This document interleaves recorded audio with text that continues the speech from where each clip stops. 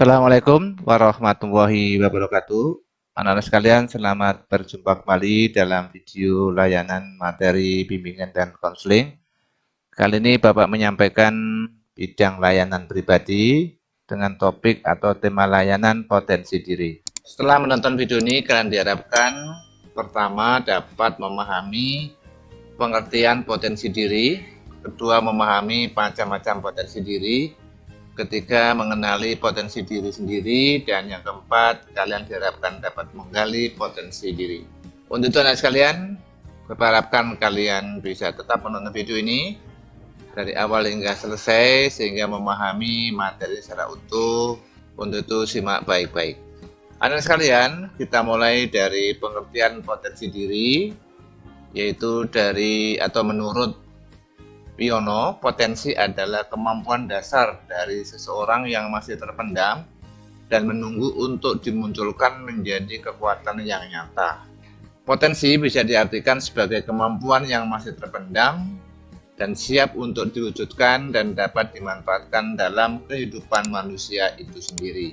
Potensi diri merupakan kemampuan, kekuatan baik yang belum terwujud maupun yang telah terwujud yang dimiliki seseorang tetapi belum sepenuhnya terlihat atau dipergunakan secara maksimal. Setelah kalian mengerti apa itu definisi atau pengertian potensi maupun potensi diri, sekarang apa macam-macam potensi? Anak-anak sekalian, manusia memiliki potensi diri yang dapat dibedakan menjadi 5 macam. Yang pertama adalah potensi fisik atau psikomotorik. Potensi ini dapat diberdayakan sesuai dengan fungsinya untuk saling membagi kepentingan untuk memenuhi kebutuhan hidupnya. Contohnya hidung untuk mencium bau, tangan untuk menulis misalnya, kaki untuk berjalan, telinga untuk mendengar, dan mata untuk melihat. Ini potensi fisik. Kemudian kedua adalah potensi mental intelektual atau intellectual quotient. Potensi diri ini adalah potensi kecerdasan yang terdapat di otak manusia, terutama otak bagian kiri. Fungsi dari potensi ini adalah untuk merencanakan sesuatu, menghitung, dan menganalisis. Kemudian yang ketiga adalah potensi sosial emosional atau emotional quotient.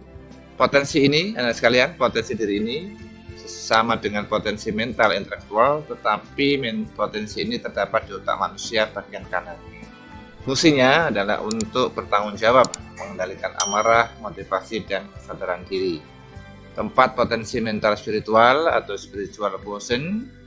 Potensi ini merupakan potensi kecerdasan yang berasal dari dalam diri manusia yang berhubungan dengan kesadaran jiwa, bukan hanya untuk mengetahui norma, tetapi untuk menemukan norma. Dan yang kelima adalah potensi daya juang atau adversity quotient.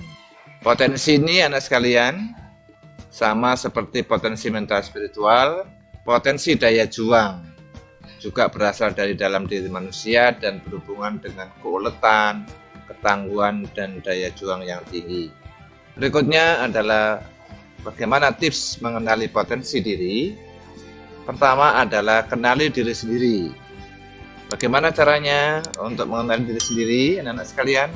Coba kalian buat daftar pertanyaan, seperti apa yang membuat kalian bahagia, apa yang kalian inginkan dalam hidup ini, apa kelebihan dan kekuatanmu, dan juga apa saja kelemahanmu. Kemudian jawablah pertanyaan itu secara jujur dan objektif, dan kalian juga bisa minta bantuan keluarga atau sahabat untuk menilai kelemahan dan kekuatan. Yang kedua, untuk mengenali potensi diri adalah tentukan tujuan hidup. Apakah itu jangka waktu pendek maupun jangka panjang secara realistis. Maksudnya realistis adalah sesuai dengan kemampuan dan kompetensimu. Kemudian yang ketiga adalah kenali motivasi hidup. Dengan mengenali motivasi hidup ini, anak sekalian, tentu diharapkan kalian bisa melecut semangatmu untuk menghasilkan karya terbaik.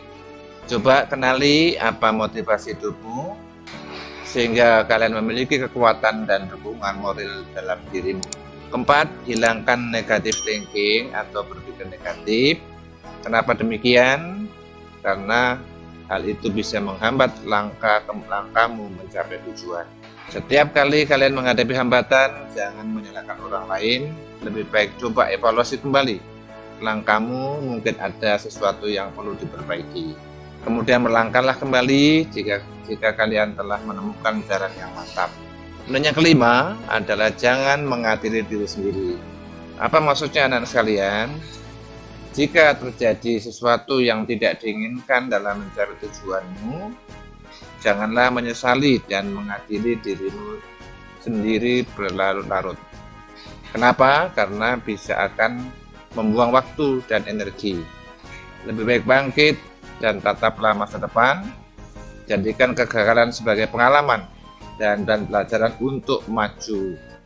Nah, baik anak sekalian, bagaimana sekarang menggali potensi diri? Apa faktor-faktor yang membuat potensi diri tergali? Yang pertama adalah percaya diri.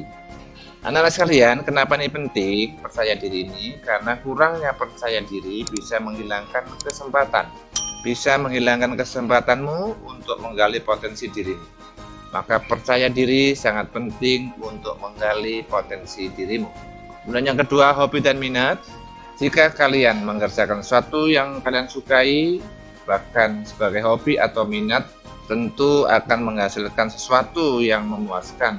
Jadi cobalah gali potensi yang sejalan dengan minatmu, akan tetapi jangan lupakan yang bukan minatmu. Kemudian yang ketiga dalam rangka menggali potensi diri adalah pergaulan. Maksudnya adalah jika kalian punya pergaulan yang baik dengan orang yang pintar, maka kalian akan jadi pintar. Artinya cobalah bergaul dengan orang yang baik-baik, bergaulah dengan orang yang baik dan pintar, karena hal itu bisa mempengaruhi potensimu. Tentu diharapkan dengan bergaul dengan orang baik dan pintar itu, kalian juga dimungkinkan akan bisa juga menjadi orang baik dan pintar. Baik anak-anak sekalian, demikian. Semoga bermanfaat, semoga kalian sukses selalu, kurang lebihnya mohon maaf. Dan jangan lupa kalian like, subscribe dan tekan tombol loncengnya. Kurang lebihnya mohon maaf. Assalamualaikum warahmatullahi wabarakatuh.